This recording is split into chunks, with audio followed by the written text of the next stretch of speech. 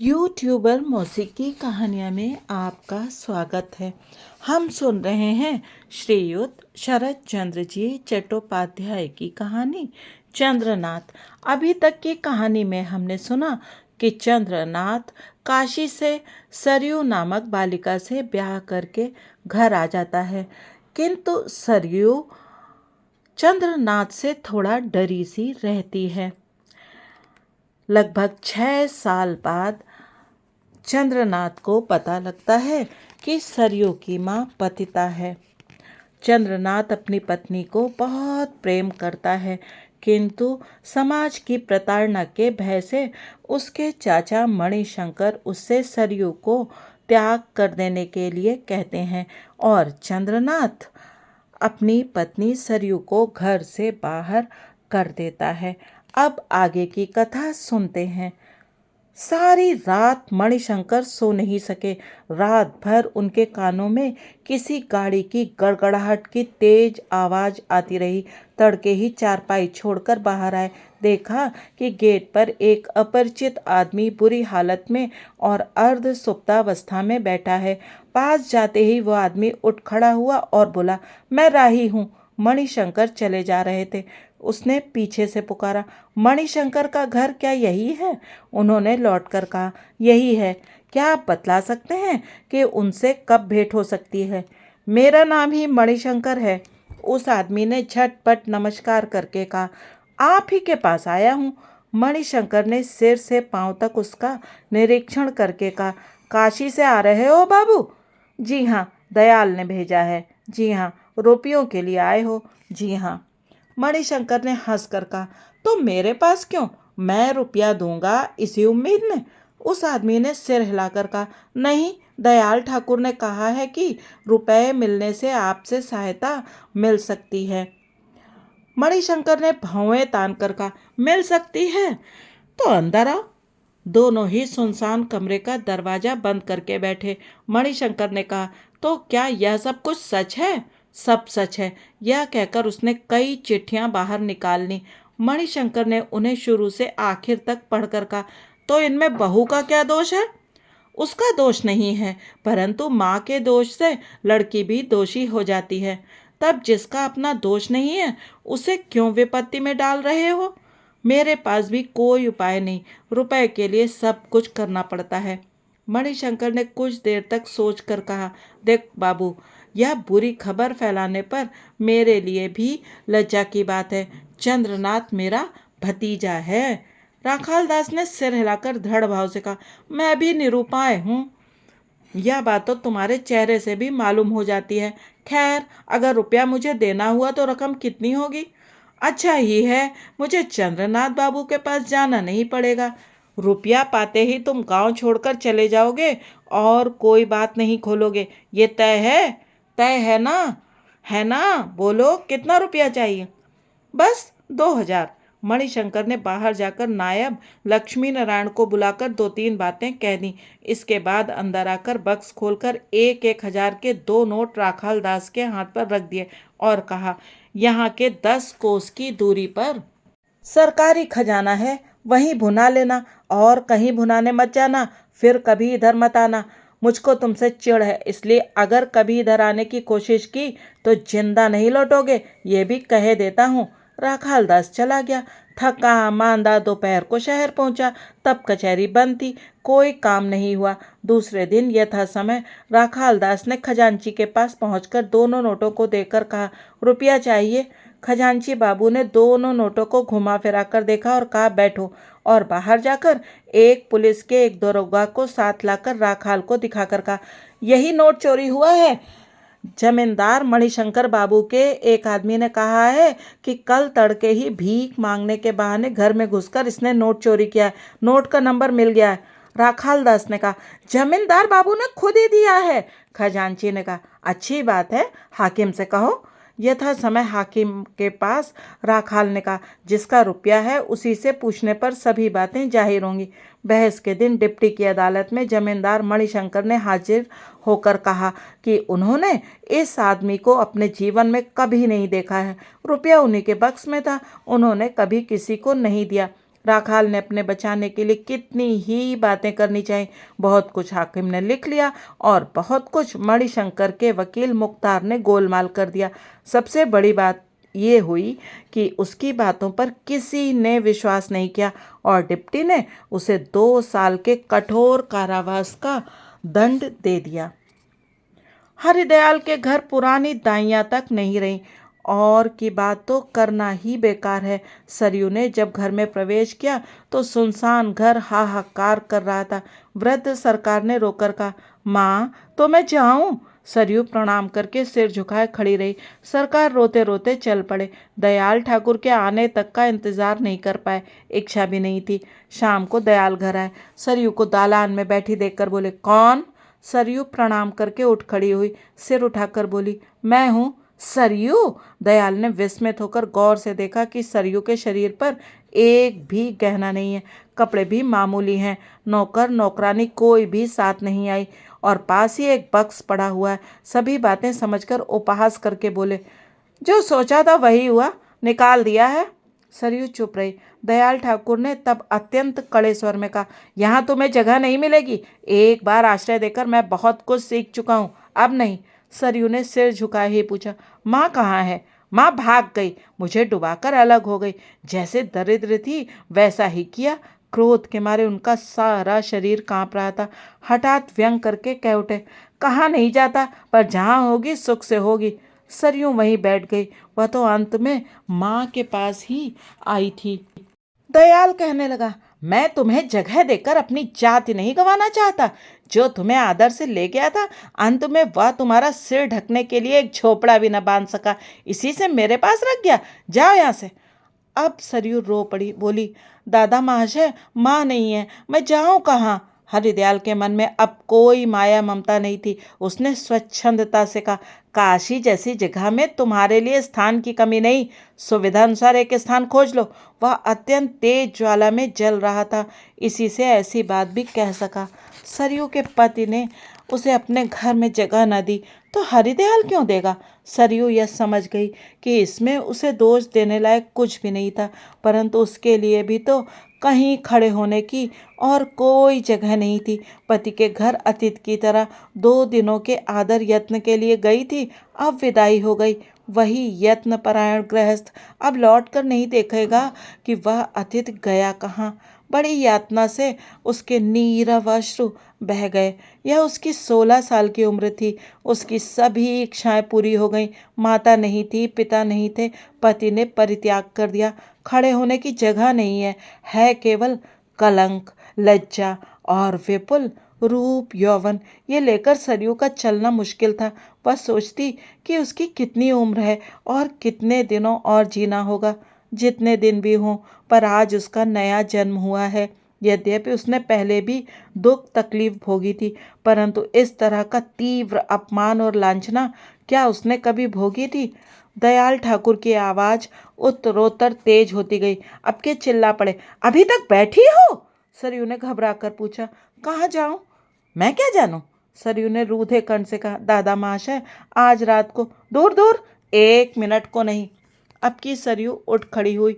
उसे आश्चर्य हुआ और वह सोचने लगी, जिसके पास सैकड़ों अपराधों के लिए भी क्षमा याचना करने का अधिकार था और उससे भी जब याचना नहीं की तो दूसरों से क्यों करूं? मन ही मन बोली, और कुछ नहीं है तो काशी की गंगा तो अभी सूखी नहीं है। उसे समाज का भी डर नहीं और उसकी जात भी नहीं जाती। ऐसे दुख के समय एक दुखिया लड़की को स्वच्छंदता से वह गोद में ले लेंगी। मुझे और कहीं आश्रय ना मिले, परंतु वहाँ तो मिलेगा ही। सरयू चलने को उद्यत हुई, परंतु चल नहीं पाई, फिर बैठ गई। दयाल ठाकुर ने सोचा कि ऐसी विपत्ति में वह कभी नहीं फंसा था। उसका गला सूखा जा रहा था। उसने चिल्लाकर कहा, बिना अपमान के शायद नहीं जाओगी, अभी दूर हो जाओ। इसी समय अचानक बाहर से पुकार आई, बाबा जी। हरिदयाल घबरा उठे, यह शायद काका आ रहे हैं। कहते कहते ही कैलाश चंद एक हाथ में शतरंज की पोटली और दूसरे में हुक्का लिए अंदर आ गए। वे चले ही आ रहे थे। ऐसी बात नहीं। गोलमाल सुनकर बाहर खड़े खड़े हरिदयाल द्वारा सरयू का तिरस्कार और गाली गलौज सुन रहे थे। इसी से जब अंदर आए तो हाथ में शतरंज की पोटली और हुक्का था, परंतु मुंह पर हंसी नहीं थी। सीधे सरयू के पास जाकर खड़े हो गए और बोले, ओ सरयू, कब आई बेटी? सरयू कैलाश काका को पहचानती थी। उसने प्रणाम किया। उन्होंने आशीर्वाद दिया। आओ माँ, आओ। अपने बच्चे के घर न जाकर यहाँ आ गई माँ? इसके बाद हुक्का नीचे रखकर सरयू के टीन के बक्स को बगल में दबाकर बोले, चलो माँ, रात हो रही है। सरयू कुछ भी साफ साफ नहीं समझ सकी, सिर झुकाए बैठी रही। कैलाश चंद घबरा गए, बोले, अपने बुढ़े के घर चलने में लाज किस बात की? वहाँ कोई तुम्हारा अपमान नहीं करेगा। माँ बेटे मजे में रहेंगे। चलो माँ, देर न करो माँ, चलो माँ। सरयू फिर भी नहीं उठ पाई। हरिदयाल ने पुकार कर कहा, काका, क्या कर रहे हो? कुछ नहीं बाबा जी। किंतु तभी सरयू के बिल्कुल नजदीक आकर उसका हाथ पकड़ते पकड़ते कातर स्वर से बोले, चलो ना माँ, क्यों बेकार खड़ी बातें सुन रही हो? सरयू को उठते हुए देखकर हरदयाल ने कहा, काका, इसे क्या घर ले जा रहे हो? काका ने जवाब दिया, नहीं बाबा, रास्ते में बैठाने ले जा रहा हूँ। व्यंग सुनकर हरदयाल ने चिढ़कर कहा, किंतु काका, काम अच्छा नहीं हो रहा, कल क्या होगा सोच लेना। कैलाश चंद ने उसका जवाब नहीं दिया, किंतु सरयू को कहा, जल्दी चलो माँ, नहीं तो और ना मालूम क्या कह दे। सरयू दरवाजे से बाहर आ गई। कैलाश चंद भी सिर पर बक्स रखकर पीछे चले। हरिदयाल ने अंत में कहा, काका, अंत में क्या जाति गवाओगे? कैलाश चंद ने बिना लौटे ही कहा, बाबा जी, अगर ये जाति लेनी है तो ले सकते हो। हम लोगों के साथ खाना पीना बंद हुआ। हरिदयाल ने घोषणा की। कैलाश चंद अब की लौट कर खड़े हो गए और बोले, दयाल, कब किसके घर कैलाश काका ने पत्तल पाया है? सो ना पाया हो, परंतु सावधान किए देता हूँ। कैलाश ने भौहें सिकोड़ ली। उनके इतने दिनों के काशीवास में आज यह क्रोध दिखलाई दिया। बोले, हरिदयाल, मैं ना तो काशी का पंडा हूँ और ना यजमान खोजकर अपना भोजन पाता हूँ। मुझे डर किस बात का दिखला रहे हो?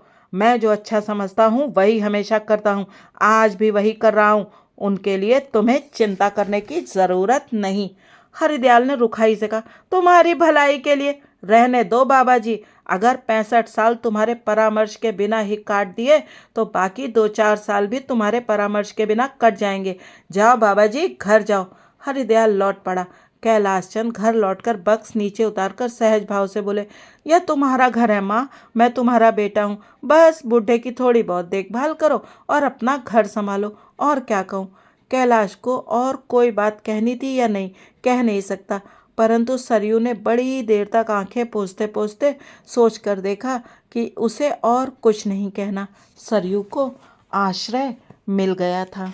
शरत काल का स्निग्ध और मधुर प्रातः समीर जब चंद्रनाथ के कमरे में प्रवेश करता है तो सारी रात के दीर्घ जागरण के बाद चंद्रनाथ उसी समय सो पड़ता है। उसके बाद सूरज की तेज किरणें जब जंगले से होकर उसके मुंह पर और आंखों पर पड़ती हैं तो चंद्रनाथ की नींद फिर टूट जाती है। फिर नींद की गहनता किसी तरह भी टूटना नहीं चाहती। अंग प्रत्यंग में वह समाई रहती है। फिर भी वह जबरन बिछौना ओढ़कर बाहर जाता है। दिन भर कोई काम नहीं, कोई मनोरंजन नहीं, कोई उत्साह नहीं और करीब करीब कोई दुख भी नहीं रहता। सुख की कामना तो उसने बिल्कुल ही छोड़ दी है। क्षीणकाय नदी में संध्या समय कोई भारी नाव जिस तरह इधर उधर मंथर गति से सरकती है और फिर जैसे स्वेच्छा से रुक जाती है, ठीक वैसे ही चंद्रनाथ का भावी दिन भी एक सूर्योदय से लेकर दूसरे सूर्योदय तक रुका रहता। उसे कोई शुभा नहीं रहता कि जिस दिगंत प्रसारित काल मेघ ने उसके सुख सूर्य को जीवन के मध्य में ही आच्छादित कर दिया है, उस मेघ की आड़ में ही एक दिन वह सूर्य अस्त हो जाएगा। इस जीवन में फिर मुलाकात ना होगी।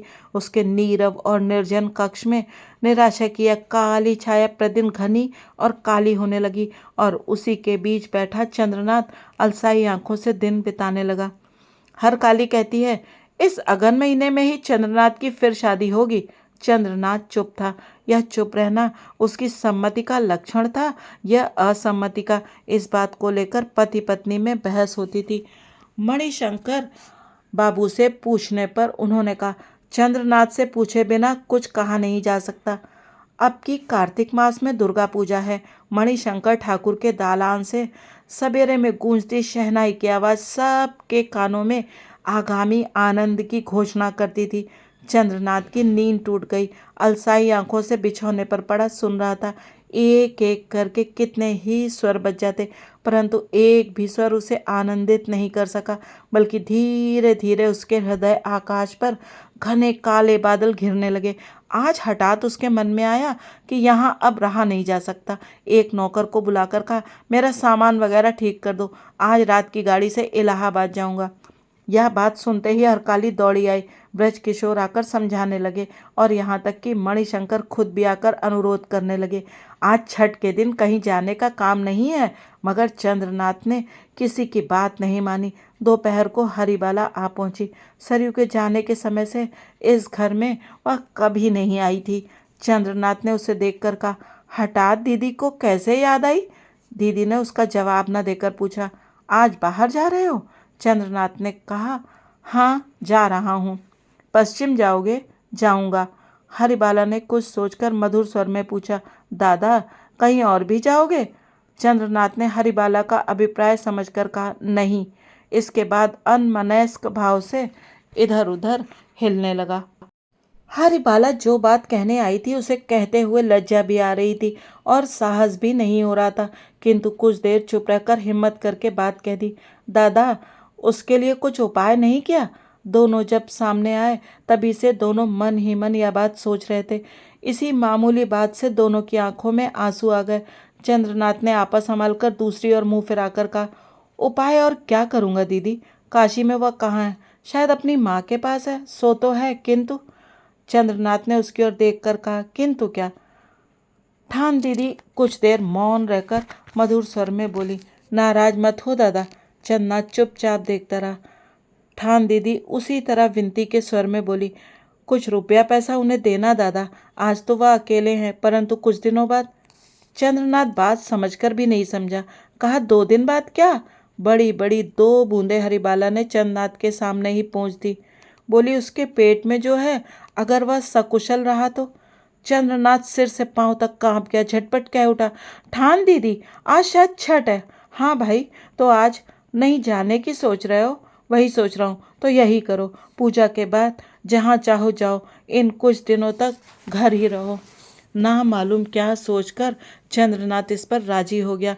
विजयदशमी के बाद एक दिन चंद्रनाथ ने गुमाश्ता को बुलाकर कहा, सरकार महाशय, काशी में उसे रखने गए थे तो क्या हरिदयाल ने कुछ कहा था?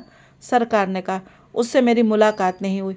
चंद्रनाथ ने डर कर कहा, मुलाकात नहीं हुई तो किसके पास छोड़ा है? उसकी माँ से तो भेंट हुई थी। सरकार ने सिर हिलाकर कहा, जी नहीं, घर में तो कोई नहीं था।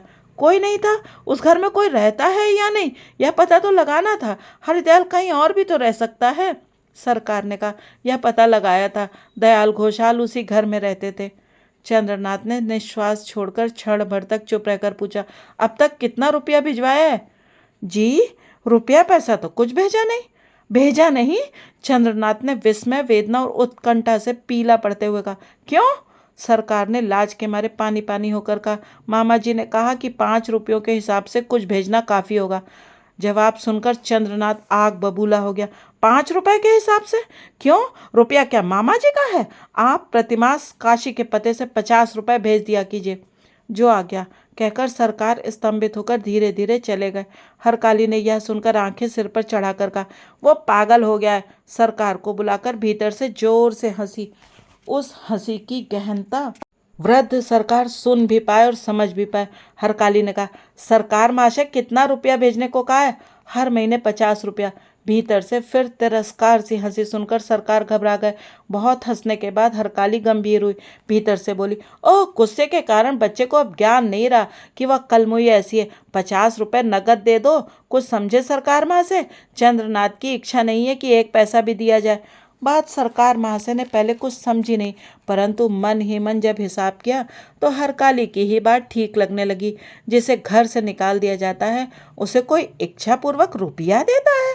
सोच विचार कर बोले, तो आप जो कहें। कहूँ और क्या, यह मामूली बात समझ में नहीं आई।